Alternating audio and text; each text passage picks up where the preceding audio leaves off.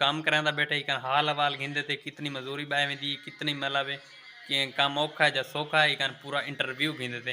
हाल है मेरा यार? खैर शुक्र है ठीक है। तू सुना किवें तबीयत से ठीक है? अल्हम्दुलिल्लाह ठीक ठाक। ए यार चपली बने से देख। अच्छा हां निकले चपली है। अच्छा निकले दी चपली है। जी अच्छा शादी थई हुई दी? जी जी शर्त है।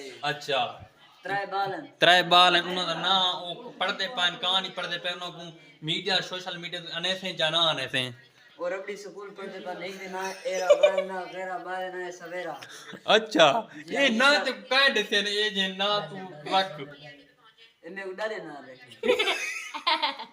डारे ना रखे क्यों डारे ना रखे तेरी तेरी दाल कहां है मतलब सारी भाभी होने वाली ओ कहां है मर गई हूं वाली दादी वो है मकसद है जो दादी दी खेशी। अच्छा दादी दादी दिखाए जी वो के रख चाहिए ना ना तेरी उम्र तो एडी बड़ी काई तू काम ही करांदा बेटा ते शादी ता की दी यार बस चक्कर मजबूरी है चुअर निकदी जे तू निकदा में चुअर ले बाले हम। अच्छा चलो असा के ठीक है ओके ए दो ये कौन बेटी ए वो निकले मां है।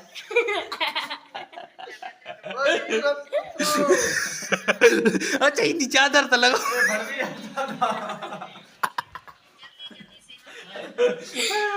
अच्छा सरे की बिलो